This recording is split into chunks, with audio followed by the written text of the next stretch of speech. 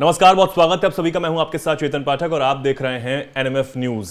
अडानी ने बांग्लादेश को हिला दिया है। जी हां, पड़ोसी मुल्क बांग्लादेश जहां की हालत जो है वो बेहद खराब है, अस्थिरता का माहौल है। कुछ दिनों पहले जब वहां सरकार बदली यानी कि तख्ता पलट हुआ, उसके बाद से जो वहां की हालत है वो दिन प्रतिदिन खराब होते हुए नजर आ रहे हैं। भारत से रिश्ते भी अब कुछ पहले जैसे नहीं रहे।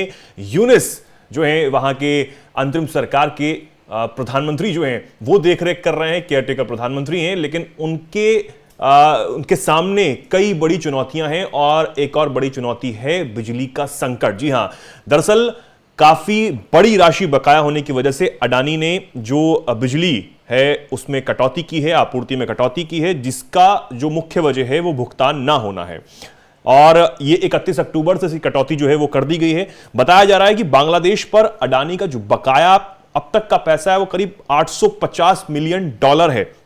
और ये एक गंभीर स्थिति है क्योंकि बांग्लादेश बिजली संकट से जूझ रहा है। उसकी अर्थव्यवस्था भी एक कहीं ना कहीं चौपट होती हुई नजर आ रही है। अडानी पावर ने पहले बांग्लादेश पावर डेवलपमेंट बोर्ड को 31 अक्टूबर तक बकाया जो राशि है और $170 मिलियन यानी कि 1500 करोड़ रुपए का लेटर ऑफ क्रेडिट जारी करने के लिए कहा था। लेकिन बांग्लादेश पावर डेवलपमेंट बोर्ड ने कृषि बैंक के जरिए लेटर ऑफ क्रेडिट जारी करने की कोशिश की, जो कि पावर खरीद समझौते की शर्तों के अनुसार नहीं था। अब सूत्रों के हवाले से जानकारी सामने आई कि बांग्लादेश में डॉलर की कमी भी इस समस्या का एक बड़ा जो कारण है वो बनी हुई है। यह न केवल अडानी के लिए बल्कि बांग्लादेश के लिए भी एक गंभीर चुनौती है कि आने वाले समय में आखिर बांग्लादेश इस चुनौती से कैसे उभरेगा। अब अडानी पावर ने झारखंड जो पावर प्लांट है वहां से 31 अक्टूबर से बिजली की आपूर्ति जो है बांग्लादेश में उसके कमी करती है, उसमें कटौती कर दी है और यह एक बड़ी चिंता का विषय बांग्लादेश के लिए बना हुआ है।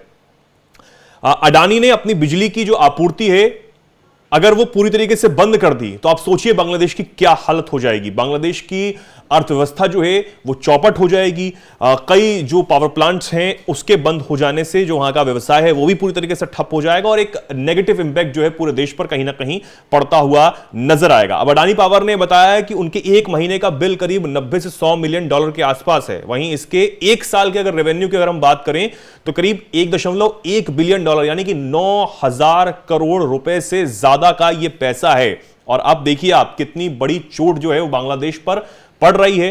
अर्थव्यवस्था पर बहुत बड़ा और दुष्प्रभाव जो है वो यहां पर पड़ रहा है और अडानी ने अब घरेलू बाजार में बिजली की आपूर्ति की संभावनाएं अब तलाशनी जो है वो शुरू कर दी है। अब देखिए अब किस पूरे संकट से बांग्लादेश जूझ रहा है और दूसरी तरफ वो भारत को ही आंख दिखाता है। वहां के जो कुछ कट्टरपंथी हैं वो हिंदुओं को नुकसान पहुंचा रहे हैं, अल्पसंख्यकों को नुकसान पहुंचा रहे हैं और बावजूद इसके वहां की जो सरकार है वो कहीं ना कहीं पाकिस्तान से रिश्ते जो है वो बुनाती हुई नजर आ रही है। वो सब कुछ भूल गए हैं कि पाकिस्तान ने उनके साथ क्या किया था, किस अत्याचार से उन पर अवैध कब्जा किया हुआ था और उसके बाद जब भारत ने उनकी मदद की थी, आज उसी भारत को वो आंख दिखा रहे हैं वहां के कुछ लोग और भारत से रिश्ते सुधार नहीं रहे हैं। शेख हसीना जिन्होंने इस वक्त भारत में शरण ली हुई है, हालांकि जब से वो भारत आई हैं तब से वो सार्वजनिक तौर पर कहीं देखी नहीं गई, लेकिन उसके बावजूद जिस तरीके से शेख हसीना के खिलाफ भी वहां पर षड्यंत्र रचा जा रहा है, ये कहा जा रहा है कि शेख हसीना को किसी भी तरह बांग्लादेश बुलाया जाए, उनके खिलाफ कई वारंट जारी कर दिए हैं। हालांकि भारत ने इस पर प्रतिक्रिया नहीं दी है, लेकिन भारत जो है वो कहीं ना कहीं साथ देता हुआ शेख हसीना का